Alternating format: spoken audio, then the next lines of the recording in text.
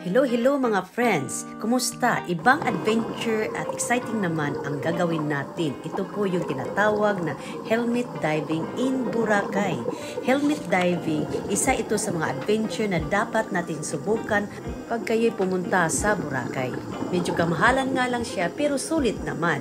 Sa umpisa, nararamdaman ko talaga ang kaba.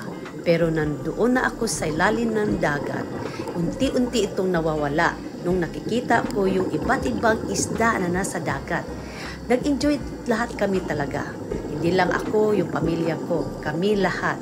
Kaya pag kayo'y pumunta ng Boracay, dapat ninyong masubukan itong helmet diving para subukan naman ninyo kung gaano ka-exciting at adventures ang nagawa ninyo sa vacation ninyo doon sa Boracay. Sana po nagustuhan ninyo at sa ulitin. Salamat po.